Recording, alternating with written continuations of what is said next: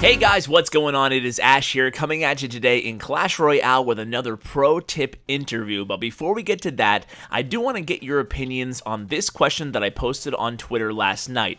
I want to continue to bring you the best possible Clash Royale content on YouTube, so I need your advice, I need your suggestions. Do you like these pro tip interviews with full-length interviews like you're going to be getting today? Or do you like when it's just me talking, sharing their tips? Or do you like a little bit of both? Let me know in the comments below. Now let's get to this awesome interview with one of the best players in the entire game. You can see his player profile right now. That's right, he is Electr1fy. A lot of you guys know him, and today he's going to be sharing two new Hog Cycle decks that are both really, really good. So without further ado, Electr1fy, how are you doing, man?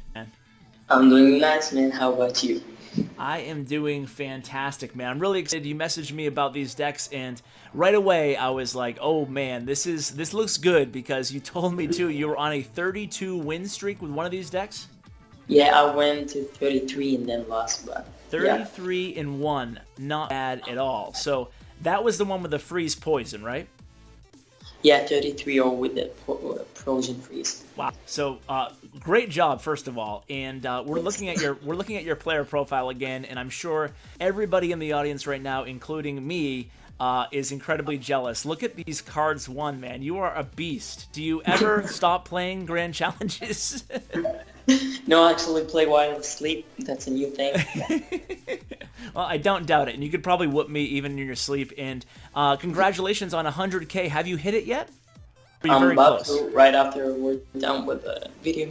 Awesome, awesome. Well, congratulations in advance. But anyway, let's get right to these decks. You know, and the viewers and you by this point know what we like to do in terms of the format of these videos. We're going to talk about both of the decks, offense and defense. We're going to talk about common mistakes. We're going to talk about possible substitutions, and then you're going to critique one of my recent replays. So let's hop right into it. Why don't you start out by telling us a little bit about your general philosophy about the deck, how you came up with it, and you can start with either one, whatever one you're more comfortable with, and just tell us a little bit about what you're trying to do with these decks.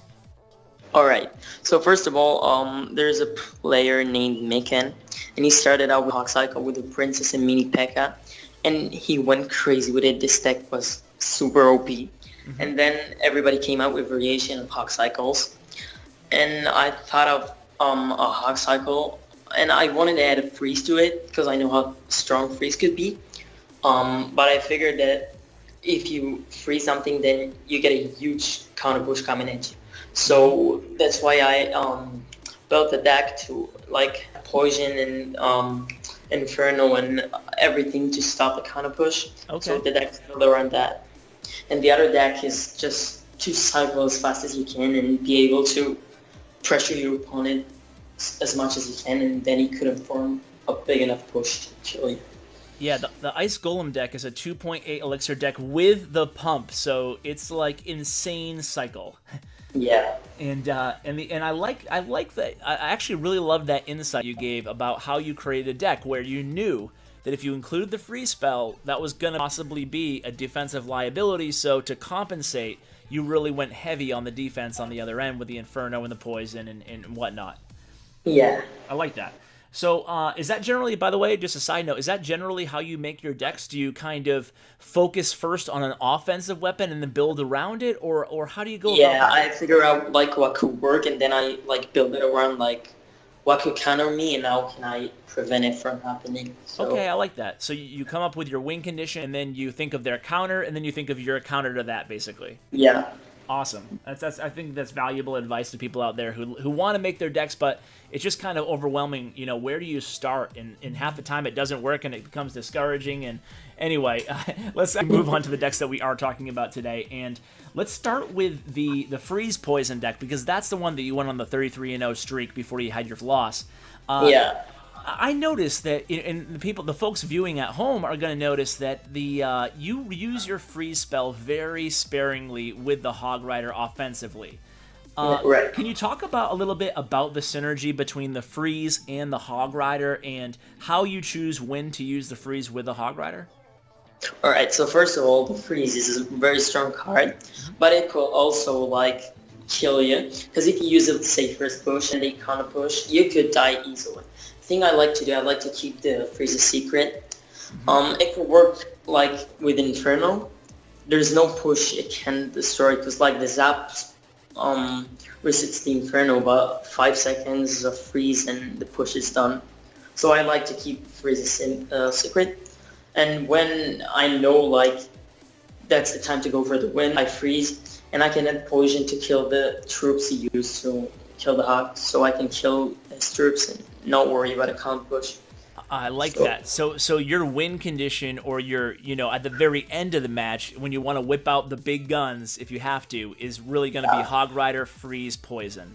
Yeah, that's against the beatdown deck. If he can't counter push you, he uses a cheap damage deck, then sometimes it could be even better to use a freeze, but you need not to do it so often, or like... Okay, so you seem to be using the Hog Rider with either the Skeleton or the Ice Spirit, whatever's available in your cycle. And are you pretty much just doing that when you have the Elixir, like after a successful defense? Are you pretty much, or after the opponent drops a heavy Elixir card, is that when you're dropping the Hog? Yeah, I like to do that. And also I like to, when I drop the Hog first, and then I use the Ice Spirit, Skeletons, or both, it helps me cycle, because like I use 2 cards and then I need to use 2 cards and then I'm back to Hog. So that's the thing. You gotta make sure you use it after the Hog most of the times to be more flexible. I really like that. So you're using it, not only the freeze spell, but also the poison spell. You're not really using the poison spell with the Hog Rider, or very rarely do you use the poison spell with the Hog Rider. With the Hog Rider, you pretty much try to use it when your opponent is low on Elixir, and you just use it with the Ice Spirit or the Skeleton in most cases. Is that correct? Yeah, I combine it some with a poison when I can poison a pump, a troop, and the tower with the Hog. So that's a good case. But sometimes when people just poison the tower and expect it to be a volley freeze and then they die to a counter push, that's why you can't just use the poison just like that before you know the opponent's stack or anything. Yeah, that's really valuable. That's really valuable information. Have I mentioned that you're giving valuable information? I've probably said it like 10 times, but it is a good tip, and that's one area that I struggle in, and I'm gonna get a little diverged here, but I play a minor control deck usually, and I notice that some people, some really good tournament players, when they play a minor control deck, I notice that when they send in their minor by himself to do offensive like chip damage, I notice that they combo with the poison every single time regardless of how the opponent plays, just so that the tower is so slow killing the miner and they can do an extra 100 or 200 damage. Is that something that you do sometimes, or is it, or like, what's your philosophy on that?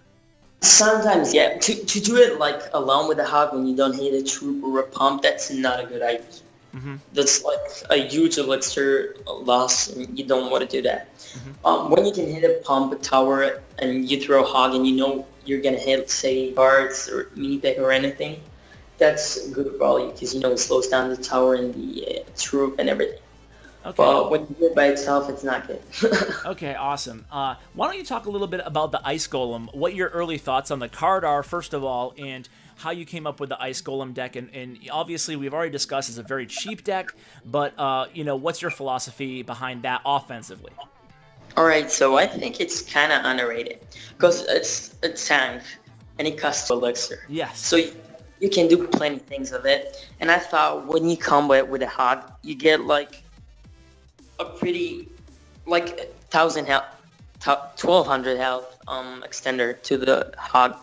And it freezes everything that's trying to kill the Hog. So you throw a 6 Elixir push with the Ice Golem and the Hog, and then it gets to the tower, and the mini pick targets the Ice Golem and it dies. It slows down the mini pick, and you get like 400 extra damage. This value with it, and it's crazy on defense. Like, it's tanky, and you can slow down the troops, and it's really good. Yeah, and it does even, well, we'll talk about it more on defense in a second, because I have some thoughts too on defense and some questions, but on offense, can you talk a little bit about, because it's such a slow moving, it's so super slow, it's like the golem speed, because it's so slow and the Hog is so fast, is there any tricks to placing them and when you want to do a Hog push? Yeah, what I do, I Ice Golem right on the bridge, and then I drop the Hog not right on the bridge. I drop it a little bit behind, so it could push the Ice Golem straight to the tower, and say the Ice Golem speed is slow and the Hog is very fast. Combined, their speed is fast, so it gets to the tower faster, and that's the trick. I like that. I like that. So that's pretty much offense. Why don't we talk a little bit about defense with both of the decks? And you seem to be a very defensive-minded player. It seems like that is, you're very safe, and it obviously wins you a lot of matches. Is that true? Am I right there in that observation? Not that. I like to be offensive, but as much as I like that, you can't win by just being offensive. You need to get Elixir lead, first of all, to make it push. It could win you the game, or to even win the game. It's all about the Elixir. So when you play smart defense and you defend well with not spending a lot of Elixir, then you're gonna win. That's how you win. So I go for that. And okay, speaking of Elixir, because you mention it, and it's really important to have the advantage, which everybody knows that. But as a real pro player, do you have any tips for people when trying to monitor how much Elixir your opponent has? Are you the type of player who always knows how much Elixir your opponent has, or is it just kind of a feel for you can tell when they're low?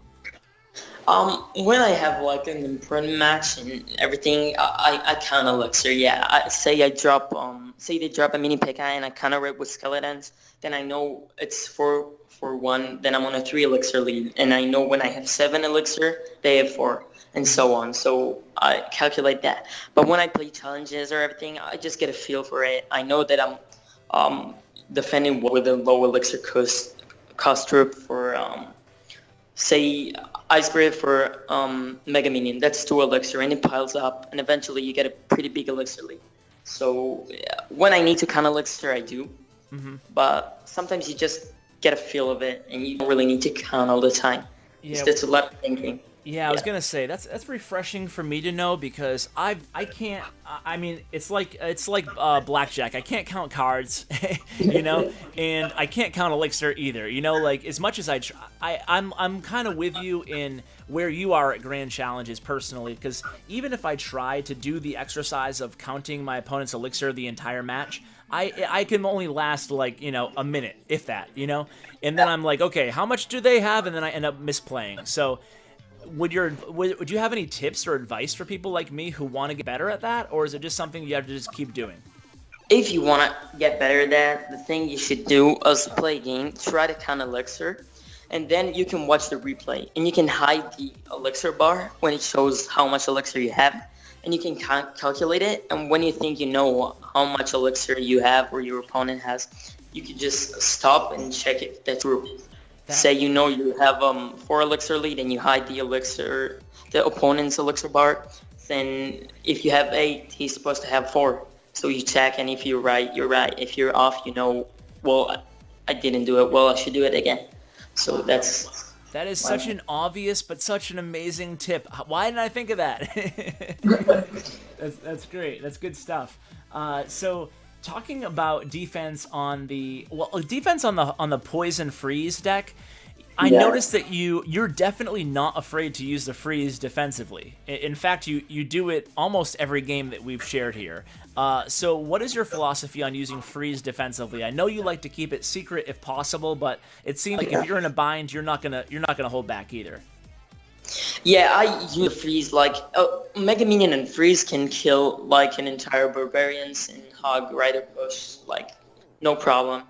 Freeze is amazing on defense, and if you have a crazy push coming at you and you don't know how to deal with it, you can freeze it, and then you have time to think and you have time to react to it.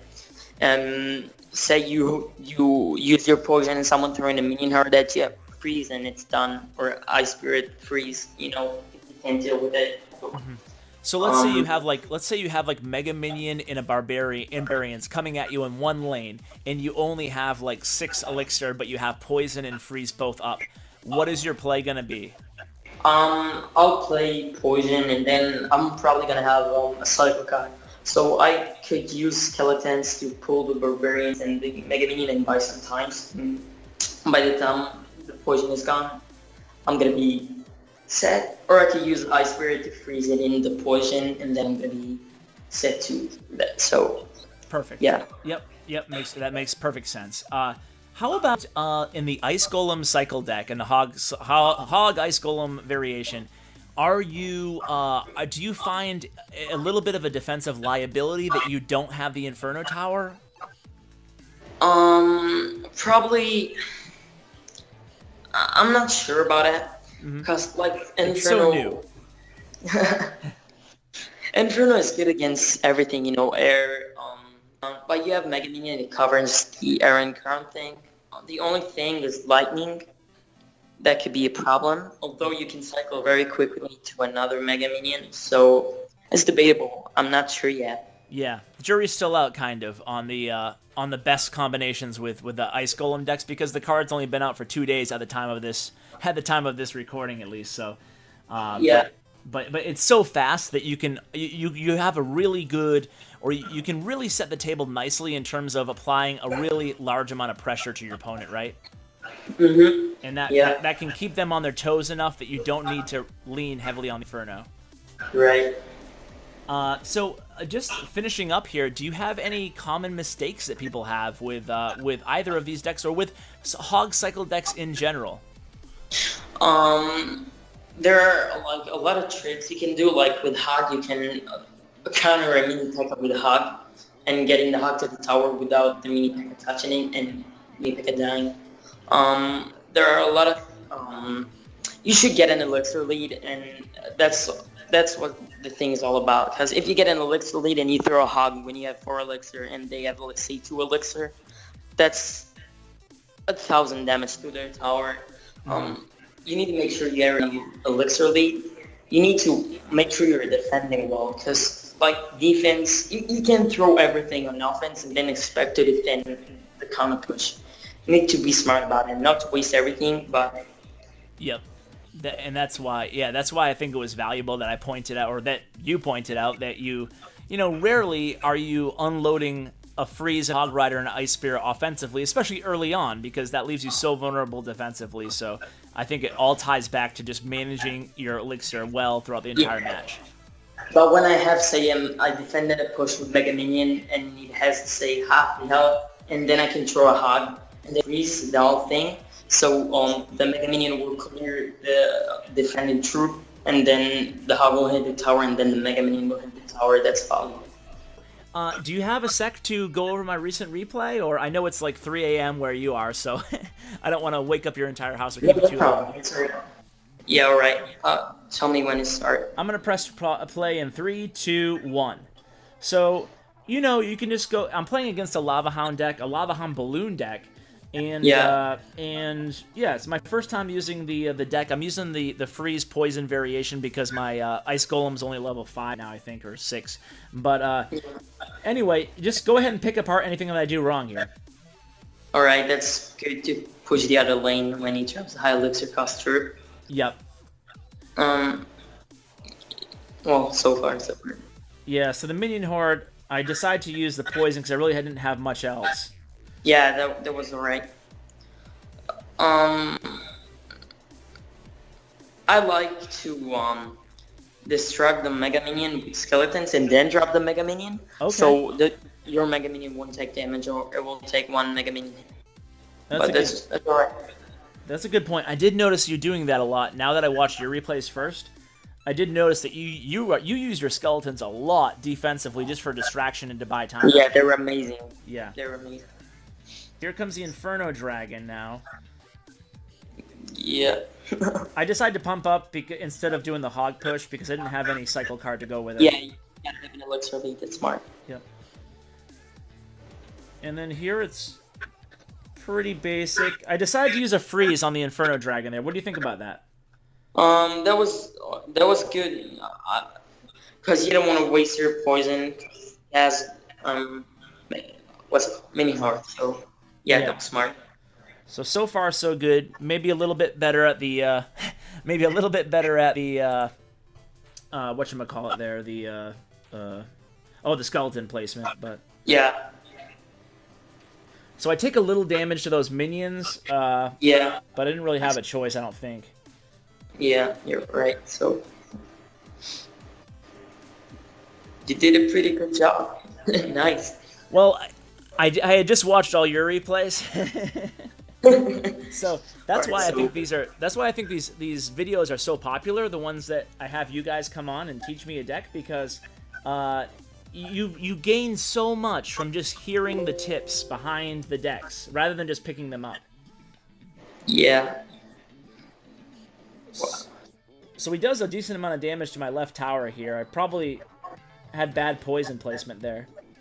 Yeah, but it's alright because you had 2 pumps and none, so that's GG. So yeah, did you see? I did the hog freeze poison there. Yeah, that's the golden combo. That was it. Yeah. Hog making freeze. Yeah, I really wanted that tower, but I didn't end up getting it. Maybe I could have gone super aggressive, but it doesn't really matter. So. The Inferno placement could have killed you. Yeah, you got to place it more to the left, right? Yeah, free saved you. Yeah, yes. So overall, all right. Need to get a little bit better at my placement, my skeleton usage, but it seems like I have it pretty well down, I guess. Yeah, it was awesome. All right, man. Well, I'll see you in 100,000 cards. But seriously, thank you so much for doing this again. Do you have any shout-outs or something? I know you have a new clan that you want to mention. Yeah, I'm on a new clan. We're all in it. Takeover. We're top 10 global, I think, already. I want to shout out the leader, Eric, and yeah. That's so cool. I know that. Yeah, I'm checking global right now, and you just left, so I'm not exactly where you guys are right now. But either way, it looks like a really good group of players. So right now they're 16th in the world, and and Zed's there right now. Yeah. Oh, and Tag is too, huh? Yeah, we're all in it. Oh man, I didn't know that so many of you guys were in the clan. Really cool. Well, good luck with everything, and thanks so much for coming on again, man. Thank you very much. No problem. Take care. All right. Take care.